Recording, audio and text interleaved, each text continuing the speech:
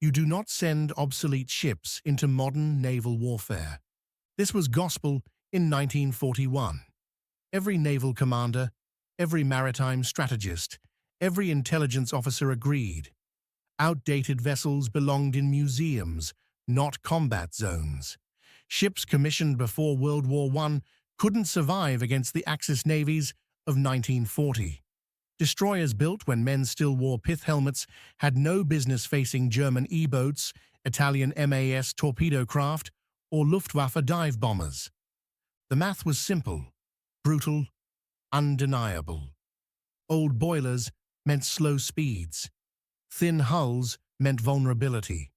Obsolete fire control meant missed shots. Ancient engines meant constant breakdowns. The Royal Navy knew it. The Kriegsmarine knew it. The Regia Marina knew it. And when Greece fell in April 1941, the world wrote off the Hellenic Navy entirely. 6 aging destroyers, a handful of torpedo boats, ships so old their commissioning dates predated the Treaty of Versailles. The Axis called them floating scrap metal. British liaison officers called them death traps waiting to happen.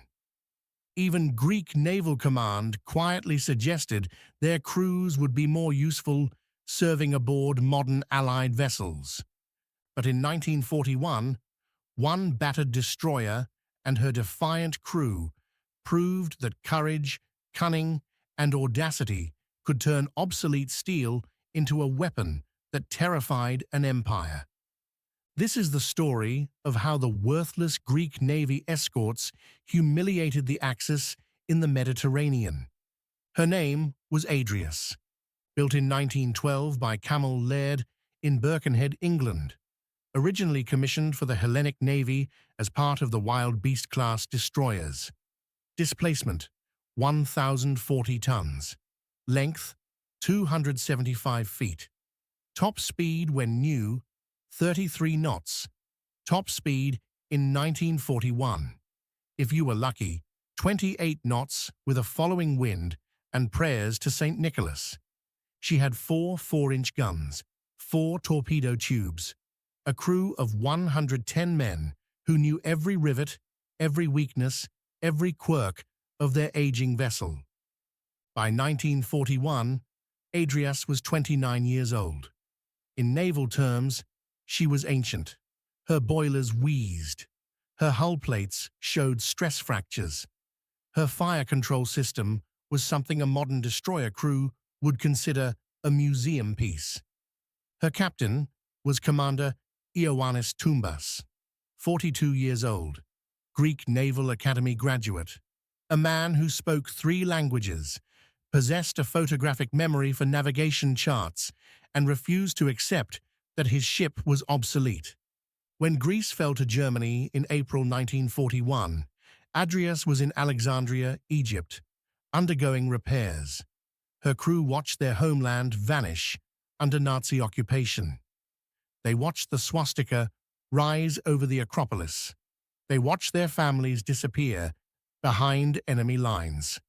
The British offered them a choice: surrender the ship and join Allied crews, or continue fighting under the Greek flag in exile with vessels the Royal Navy privately considered liabilities. Every man aboard Adrias chose to fight. Here's what the Royal Navy didn't tell them. The Aegean Sea, that stretch of water between Greece and Turkey, had become an Axis highway. German convoys supplied garrisons on Greek islands. Italian shipping moved troops between Rhodes, Crete, and the mainland. The Luftwaffe controlled the skies. Allied submarines couldn't operate effectively in the shallow coastal waters. Allied aircraft couldn't reach most targets. The Royal Navy had bigger battles to fight in the Atlantic and Pacific.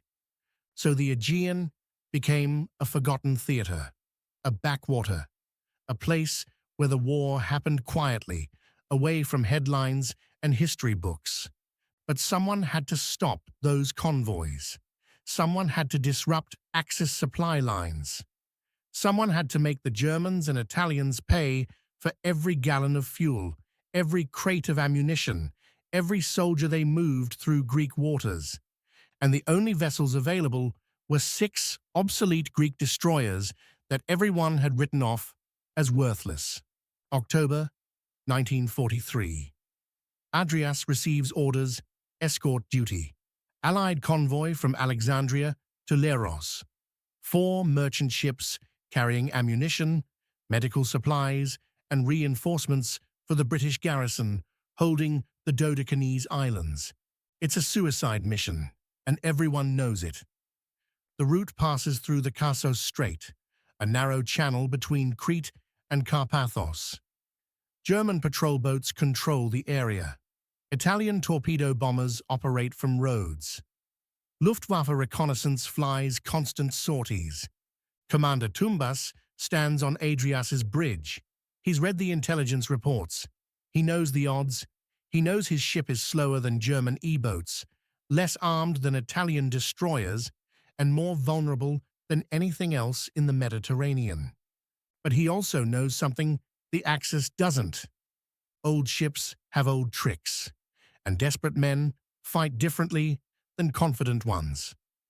October 22nd, 1943, 0400 hours. Adrias cuts through the Aegean at 24 knots. Not her maximum speed. She's conserving fuel, nursing the port boiler that's been acting up since Malta. The convoy trails behind, 4 cargo ships, wallowing low in the water, heavy with ammunition and supplies. 1 British corvette, HMS Hursley, provides additional escort. The Kassos Strait lies ahead, 28 miles of open water. No cover, no escape routes, just naked sea under a Mediterranean moon that's far too bright. Commander Tumbas scans the horizon through binoculars. His executive officer, Lieutenant Anastasios Lapis, stands beside him. "Sir, radio intercept from Hursley. German reconnaissance aircraft spotted 30 minutes ago, bearing north-northwest." Tumbas doesn't lower the binoculars. They know we're coming. 0447 hours. Radar operator shouts from the plotting room, "Contact, bearing 045, range 12,000 yards, multiple small craft, fast movers, E-boats, German Schnellbooter, fast attack craft built for one purpose, kill Allied shipping with torpedoes and disappear before anyone can shoot back. Top speed, 43 knots, armed with 2 21-inch torpedoes and 20mm cannons. Adrias can't outrun them. The convoy certainly can't. Tumbas makes a decision that violates every escort doctrine in the Royal Navy Handbook. All ahead full. Helm, steer 045. We're engaging. The deck shudders. The ancient boilers scream. Black smoke pours from the funnels as the engine room pushes every pound of steam they can generate. Adrias surges forward. 27 knots, 28 knots, straining toward 29 knots. Behind them, the convoy turns south, trying to put distance between themselves and the coming fight. Range 10,000 yards. The E-boats see Adrias charging straight at them. It's insane, suicidal. 1 obsolete destroyer against at least 4 modern attack craft. But Tumbas knows something about E-boats. They're fast and deadly, but they're also fragile. And their commanders are used to hunting fat, slow merchant ships, not destroyers crazy enough to attack first. Range 8,000 yards. Forward gun crews load high explosive shells. The ancient fire control director struggles to lock onto fast-moving targets. Lieutenant Lapis manually calculates deflection angles, shouting corrections. Main battery, target lead craft. Range 7,500. Deflection right 2 degrees. Range 7,000 yards. The lead E-boat turns. She's launching torpedoes. 2 white streaks knife through dark water, aimed at Adrias's bow. Tumbas sees them. "Hard to port," All engines full. The destroyer heels over. The deck tilts 30 degrees. Men grab anything, bolted down, as the ship claws through a violent turn. The first torpedo passes 200 yards to starboard. The second passes 150 yards. But Adrias has lost speed in the turn. And now she's beam on to the E-boats. Range, 5,500 yards. Fire! The forward 4-inch guns roar. Shells scream across the water. The first salvo falls short. Geysers erupt 200 yards ahead of the lead E-boat. Up 400. Fire. Second salvo, closer. One shell impacts 50 yards astern of the German craft. The E-boats scatter. This isn't supposed to happen. Merchants don't shoot back. Escorts don't charge. Range, 4,000 yards. Third salvo. A 4-inch shell impacts the lead E-boat's stern. Not a direct hit, a glancing blow, but enough to shred the engine compartment. The German craft slews sideways, trailing smoke, dead in the water. The other E-boats break off. They're not here for a fight. They're here for easy kills. And Adrias is proving she's anything but easy. But the fight isn't over. 0512 hours. Lookout screams, aircraft, bearing 280, multiple contacts. Junkers WWII bombers, 3 of them, diving out of the pre-dawn sky at 300 miles per hour. The anti-aircraft guns, 2 ancient 40mm Bofors mounts, swing toward the threat. Gun crews traverse, elevate, pray their ammunition isn't too old to fire reliably. The lead WWII drops. Its bomb bay opens. Black shapes tumble out.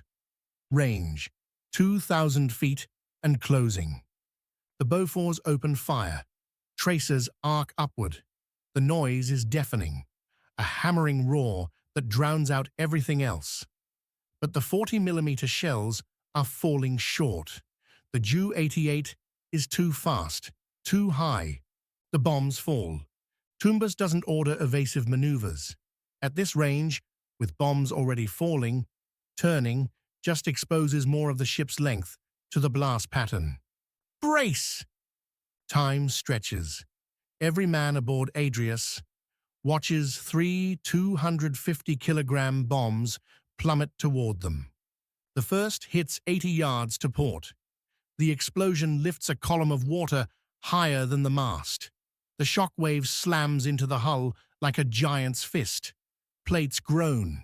Rivets pop. The second hits 40 yards to starboard. Closer. The blast throws men off their feet. Glass shatters in the bridge windows. The third hits 15 yards off the bow. The explosion is apocalyptic. Water hammers the forward deck. The bow dips, submerges for 3 terrifying seconds. When it rises, the forward 4-inch gun mount is bent, twisted, the barrel pointing skyward at an impossible angle. But Adrias survives. The WWII circle, preparing for another run. But now, the sun is rising. And in daylight, the German pilots see something they didn't expect. The convoy has escaped. While Adrias drew every enemy in the strait, the 4 merchant ships and HMS Hursley have put 10 miles between themselves and the killing zone. The Germans break off. Not worth losing bombers for one crippled destroyer. 0545 hours. Damage reports flood the bridge. Forward gun destroyed. Hull plates cracked in 6 locations. 12 men wounded, 3 dead. Port boiler offline. Maximum speed, now 22 knots. Maybe. Lieutenant Lapis looks at his captain. Sir, we should return to port. Tumbas shakes his head. We still have 3 guns. We still have torpedoes. The convoy still needs us. And Adrias limps forward, following the merchant ships toward Leros. October 23rd, 1943. 02:30 hours. Adrias is 40 nautical miles from Leros when the torpedo hits. No warning, no radar contact, no sound except the catastrophic explosion that rips through the forward hull. An Italian torpedo, launched from the submarine Ammiraglio Cagni, lying silent at periscope depth, waiting for targets. The blast is monstrous. The bow forward of the bridge simply disintegrates. 50 feet of steel. Gone. Vaporized. The destroyer lurches forward, momentum driving her down by the head. Water floods through the massive wound, dragging the bow under. Men are thrown from their bunks. The lights die. Emergency lanterns flicker on, casting hellish red shadows. Commander Tumbas pulls himself up from the deck. Blood runs from a gash on his forehead. He can taste salt water. The sea is already pouring into the bridge. Counter-flooding! Flood aft compartments, now! The damage control parties know what to do. They've drilled for this. They open valves, deliberately flooding aft compartments to balance the water weight forward. It's insane, deliberately sinking your own ship to stop it from sinking. But it works. The bow stops descending. Adrias wallows, nose down, stern high, but she doesn't go under. 50 feet of bow gone. Maximum speed, maybe 8 knots in calm seas. 3 guns still operational. Torpedo tubes intact. Lieutenant Lapis reports, 18 dead, sir, 23 wounded, forward magazine flooded, number 1 boiler room compromised. Tumbas looks at his executive. Then he looks at the men around him, burned, bleeding, but still at their stations.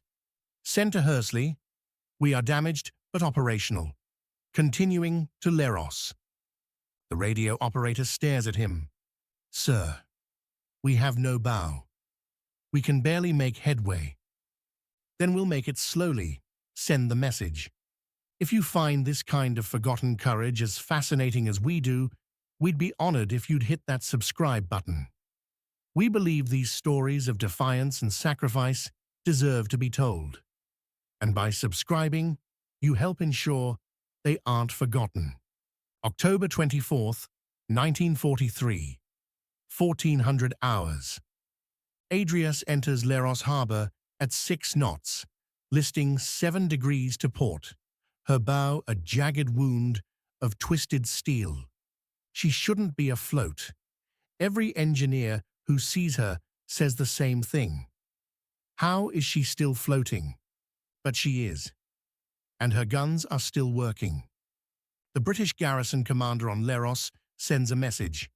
We need every gun we can get. Can you fight? Tumbas's reply, we have 3 operational guns and 4 torpedoes. We will fight.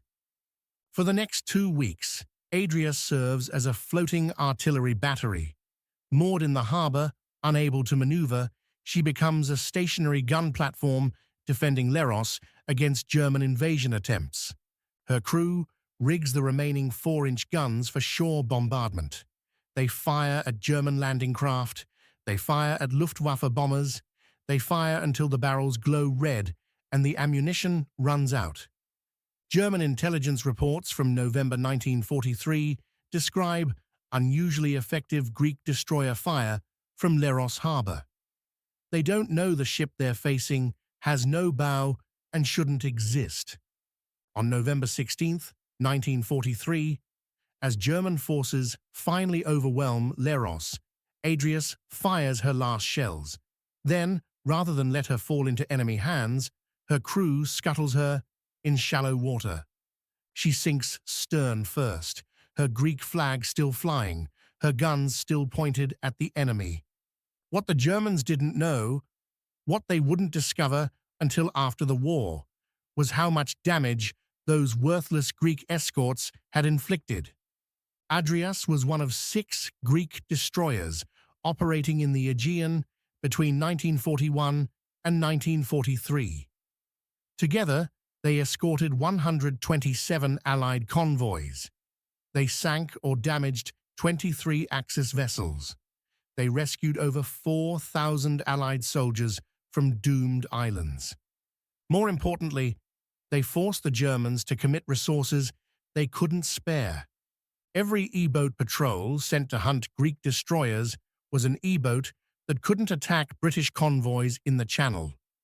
Every Luftwaffe bomber squadron assigned to the Aegean was a squadron that couldn't support the Eastern Front. Every Italian submarine hunting Greek escorts was a submarine that couldn't threaten Allied shipping to North Africa. German Naval Command in the Mediterranean issued standing orders in late 1943. Greek destroyers are not to be engaged without overwhelming force. Their commanders demonstrate reckless aggression, inconsistent with vessel capabilities. Translation: they fight like madmen, and they refuse to die. The impact rippled beyond tactics. Greek resistance fighters on occupied islands saw Adrias and her sisters still flying the Greek flag, still fighting, still refusing to surrender. It became a symbol. If obsolete ships could defy the Axis, so could they. British liaison officers, who initially dismissed the Greek destroyers as liabilities, wrote different reports after 1943. One Royal Navy captain wrote, "The Hellenic Navy escorts have demonstrated that courage and seamanship can compensate for material deficiencies. They have earned our respect and gratitude." After Adrias was scuttled, her surviving crew members were evacuated to Egypt. The British offered them positions on Royal Navy vessels. Every man requested assignment to other Greek warships. They weren't done fighting. Commander Ioannis Toumbas survived the war. He returned to Greece in 1945, saw his family again, and continued serving in the Hellenic Navy until 1955. He never spoke publicly about Adrias. When asked, he would only say, "We did what any Greek sailor would do. We fought for our home." He died in 1978, age 77, in Athens. Lieutenant Anastasios Lapas became a merchant captain after the war. He named his first cargo ship Adrias, in honor of the destroyer. He kept a photograph of her crew in his cabin until his death in 1989. The wreck of Adrias was partially salvaged by the Germans in 1944 for scrap metal, but pieces of her hull remain in Leros harbor to this day. Greek Navy divers have placed a memorial plaque at the site. It reads, "Here lies the Hellenic Navy ship Adrias. She refused to surrender." In modern Greece, naval cadets study Adrias not for her firepower or her speed, but for what she represents. The idea that determination matters more than technology, that old steel crewed by brave men, can change the course of battles. The other 5 Greek destroyers of that era, Vasilissa Olga, Vasilevs Georgios, Pindos, Canaris, and Spetsai, all have similar stories. Ships written off as obsolete that fought with ferocity that shocked the Axis. Together, they proved that worthless is a judgment made by people who've never faced an enemy who refuses to quit. If this story moved you, please hit that like button. Every click tells the algorithm this piece of history is worth remembering. We're dedicated to rescuing these forgotten stories from the archives. If you want to join us on this mission, please subscribe and turn on notifications. Where are you watching from? Drop a comment with your city or state and tell us if someone in your family served. Thank you for ensuring that Commander Ioannis Toumbas, Lieutenant Anastasios Lapas, and the 110 men of Hellenic Navy ship Adrias do not disappear into silence. They and their battered, bow-less, defiant ship deserve to be remembered.